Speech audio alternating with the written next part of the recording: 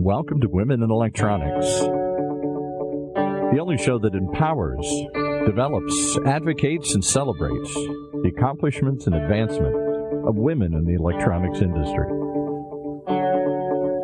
With your host, Jackie Maddox. And here we are again today with another episode of Women in Electronics Leader in Highlight radio program. And I'm here with my friend again, Allison Sabia, that I'm saying correctly this time. I said your name wrong at the part one. I'm so sorry, Allison. No worries. Don't be silly. It's fine. Okay, I had to correct myself. I will never forget that one again.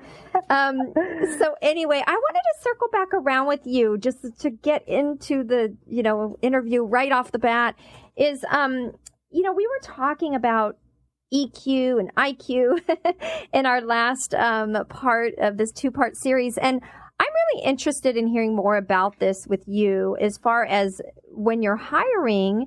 You mentioned something really that's just kind of common sense, but we don't really think about it, is that typically the candidates show up with, they're pretty qualified. If they're applying for a position, typically they have the qualifications, but we're not always looking for the EQ side of things, and that's the side that's going to make or break us. But anyway, I'll turn that discussion over to you. Yeah. Again, for me, I hire on EQ, right? It should be your experience, your credentials got you the interview, right? It's sort of like the entry ticket. When you come and interview with me, it's more about, tell me, it's more of a cultural fit, I would say, right? And, you have to be careful in an interview because people know what to say. But I usually really zone in on things like, tell me what you look for when you hire someone. Tell me how the EQ level of your team is good enough. Sometimes I ask a simple question to say, tell me your definition of EQ, right? And you'd be surprised in today's world how many people don't even know what that means. And for me, that's what makes you successful, right? Understanding what makes people tick, understanding what values are important to them. That's what makes a difference, right? You can't make somebody care about diversity. It's in their DNA that they want to be fair to everyone in the world who wants to apply for a job or do something different and what they're basing it on. You could make people more aware, right? That's something you could do through training. But at the end of the day, you either think it's important or you don't. And that's very clear when you start asking people about EQ versus IQ in interviews. I just think that's such a critical point. And also, we talk about empathy as being part of that EQ. So as a leader, you have to be able to demonstrate empathy. And truthfully, now we're finding that's a direct correlation with motivating and inspiring a team. The more empathetic you can be, the more in tune, the more passionate and motivated your team will be. Totally. And it's such an easy concept, but people don't realize it. I've always, I've been labeled, I would say, by many as tough but fair. I expect the best of people, but I also want them to expect the best of me. Again, it's a two-way street. One of those things come with, we're all human. People have families, people have things outside of work that they get in the middle of their day, and they need to know that they can count on you to have their back, whether it's work-related or personally related. And, I want to work for somebody who thinks about me that way. And I would expect my people to know that I think about them in the same way. That's where you get people to want to do anything, to make you successful as well as the company. Mm-hmm. It's such a good point, Allison. And really going further into the discussion from here, being one of the few CEOs, female in a very male-dominated industry, the industrial world, part of the electronic component industry umbrella, how do you feel that you can change the landscape? How do we look at things different when traditionally these conversations we're having are a little bit foreign, right? This isn't been the norm. So how do we change this landscape? Yeah, I would say you yourself have to be the one who changes it, right? And for me, it was about believing in myself, right? That I could do this. And, I think that, in the past, I've cared too much about what other people think my limitations are. My opinion would be, if you feel that this is something you want to go do and you want to get, I would say, promoted in your organization to whatever level that is that you think you can do, nothing's stopping you, right? The only thing that's stopping you is you. And I find that women in general, including myself, are not clear about their expectations. I wanted to be a CEO. I made it clear that that's what I wanted to do. And when I looked at job opportunities, depending at the size of the company, I wanted to be in that senior executive role. And there was complete clarity around that, right? And I believed that I could do it. And I think too many times, women don't have the belief because others are tearing them down, or others are telling them, no, you're not going to make it there, or, that's above you. Well, in my mind, nobody can decide that except for you. And if you think you can do it, you need to believe in yourself. You need to get those sponsors that believe in you as well. And you need to be clear about your expectations. And you need to get out of whatever situation that you're in where people are telling you something different, because you're better than that. And you need to reach for the stars. And I know that sounds like corny in a way, but, that's exactly what I did. I needed one person to believe in me to say, you can do this. What are you wasting your time for? And ultimately that's why I left my old company, right? I didn't believe that I had the support to get me where I wanted to be. And, I chose to leave and go to a company that needed me and my expertise as much as I felt that I needed them, because I could help them and they were open to it. Mm-hmm. Wow. So you said 3 critical things that we just harp on all the time at Women Electronics, and we're all learning. We're all just a work in progress. But you mentioned believing in yourself, that confidence. This is the number one area of development. It doesn't matter what level we rise to. We always need to be developing ourselves and being in check with our confidence. That's a tough one, but so critical. And then you mentioned communication, making your path clear. Like, what is it that you want? Right. We find so much in what we're doing at Women Electronics that women don't communicate it, or sometimes they feel maybe they're not allowed to, or they're not to dream that big, or I don't know what it is, but where do you see yourself later? Like, communicate those goals. That's right. Yeah. And then you talked about the clarity is key. Don't you find that so many times we're like, oh, we don't make everything super clear, but you have to. You have to be very clear and confident and communicate well. So I love those 3 C's yes. that we just pulled out. But, here's the thing. Let's get real, the real conversation. We do get labeled sometimes when we do these things, when we're seen a certain way. That maybe our male counterparts weren't. So maybe we can circle back around and have that conversation with, have you been labeled? What have you done to overcome as you were rising up? For sure, right? I mean, at times I think I was too tough. I am a New Yorker, so sometimes anything I say comes out tougher than it needs to be. And you have to know your audience, right? And that was something I had to learn along the way also, right? If you're too tough and, again, you're caring only about the results, no one's listening to you, right? It's like my kids. I can yell all day. They don't listen to me anymore, right? You have to be, it's on facts and data, and you got to keep the emotion out of it. I mean, that's a really key point, right? There's a huge difference between emotion and passion.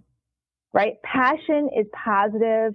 It shows that you really want this, that you're willing to work for it, that you care about it, but passion's in a positive way, right?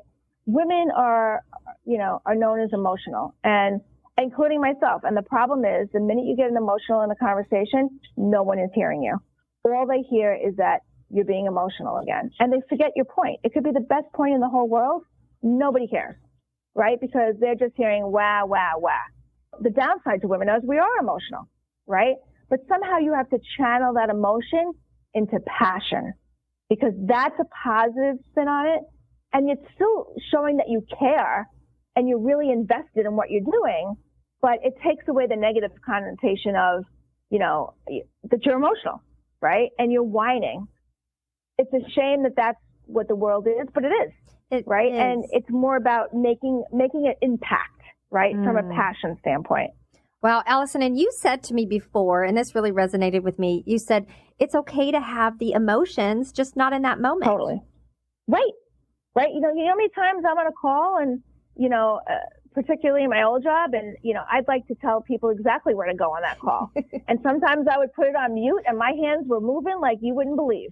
But, nobody else knew I was doing that, right? And that's a skill I learned, say it in your inside voice, wait till you're off the call, yell at your friend, whoever, right? But, keep it in check when you're having a work conversation and you're having a disagreement. You can still be passionate, you can still disagree, but you need to keep it around facts and data and keep the emotion out of it. That is seriously the best advice ever. And that comes back to the emotional intelligence and the maturity that we were talking about. Really hard to develop. So it's always important to keep going with our development, as we never quite get there. We're just always a work in progress. All of us, every person, right? We all have unconscious bias. We all have things we struggle with. And the key is the awareness and the continual effort and the mindfulness behind it. But oh my gosh, there's so many things I want to get to, and we have like 5 more minutes, and I wish we had like another hour, but there's a couple things. Okay, so we're just going to cram this in because there's 2 really important questions. One is, can you talk for just 1 minute about women supporting other women? Have you seen that as a need, or do you feel in general women do support other women in a male-dominated industry? What is your take on that? I have seen women not supporting other women, and it's probably the saddest thing that I witnessed, right? There's so little of us that there's no room for even one woman not to support other women. And, I've questioned this my whole career. I've seen it my whole career, and I just don't understand. I think it's a confidence issue on the women that don't support other women. I don't get it, right? For me, it's about, lifting up people that deserve to be heard, right? And why would you want to be the only woman in the room? Believe me, it's not fun. I just went to a conference on behalf of Galco with some coworkers, and I was literally, there were probably 400 or 500 people there, leaders from suppliers and other distributors. I was the only woman CEO there, right? That's not fun, right? So why would you want to alienate women instead of bringing them up and help them to get where they need to be, right? Like, for me, I want to surround myself with the best people, because that's how you make a difference. That's how you make an impact to yourself, the employees, and the company. Again, women make an impact, right? And there's certain things that women are better than men at, and vice versa.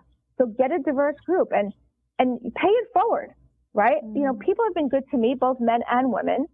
And I do my part to pay it forward and bring women up that might not have gotten a chance with a male-dominated executive team, right? And I make sure that I do that, because it's important. Because, again, diversity wins every time.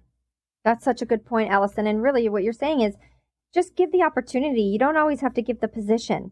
But that's right. What we're saying is just give the equal opportunity, or the equitable opportunity is all that's needed. And if you just come from that mindset, you will hire the right person, right? It's really going to happen naturally from there. But my last question, because we only have a couple more minutes, but I really want to get to this. You've seen this in your career, and this is so critical. How can men help act as allies for women in a male-dominated industry? And I'm sure you've had men that have, just like me in my career. I mean, I wouldn't be here right now in this industry if it wasn't for my male colleagues. So we're all championing for me and being allies. It's so critical. We're all united. So what are your thoughts on that? This is the word that people hear all the time. I think unconscious bias is huge, right? And I think that making your male counterparts or male employees understand what that means so they can be self-aware is critical, right? I think I think most people want to be successful. And if they know that having a diverse workforce makes them successful, they'll be open to it, right? But they don't understand the unconscious bias piece. And I think that we need to show them what that means. I think that you need to call people out, period, right? If you have a team that's not diverse, I'll sit there and say, this is a reflection on you. Tell me how you're going to improve diversity in your group. I don't own that. You own that. Tell me why there's a woman not as good as a man for that job, right? And, you have to practice what you preach once again. And, doing things like making sure the pay structure is equal for all. It's based on job. It's based on title. It's based on results, not based on gender, right? And I think education to everyone, women because they don't know they're doing it to themselves, and men because it's unconscious, it's biased most of the time, is all about information and education. I will say there are some men and women out there too that, they're not going to change their minds, right? And that's okay, because it's up to you to get yourself out of that situation. And, if I could give you any advice, what I would say is for the men you can't change, which unfortunately there's some, I would say there's way less now than there was 10 years ago. Get out of that situation. Because if you hear oh, yes, we're going to work on your promotion next year. Oh, you need to do these 3 things and then you can get promoted. And it's this like ongoing loop that never really ever happens. It's not going to happen. I'm not trying to I'm going to say this as I would to anybody else. It's a game. They're playing you. They think you're great, but they're not going to give you what you deserve. Get out. There's a company out there that'll think that you're worth it and they'll give you what you deserve. And you don't need to take that from anybody. So the men that can change, more power to them. And the ones that can't, don't give them your expertise and your smartness. Find a company that will be good enough for you to be at. And I'm lucky that I've found that company in Galco. Allison, on that note, we need to conclude the interview, but that was the best piece of advice, that your values have to match the corporate values. I mean, end of story. Right. And if you're staying in an organization at this day and time, it's kind of on you at this point. If it doesn't match the value, don't bang your head against the wall. Go somewhere where you can thrive. Anyway, Allison, excellent advice. So appreciate you as a leader. Appreciate you being with us and just all you do. And same here, Jackie. Thanks for starting this wonderful organization. And it was a pleasure. Oh, and real quick, just shout out to Galco too, and on behalf of you for our recent partnership and sponsorship from Galco. We're super excited. The first industrial manufacturer that's in our space, in our sponsor family. So we're excited to partner. Thank you so much for that, Allison, and we look forward to talking to you soon. Sounds good. Take care. Thanks again. Okay, bye-bye.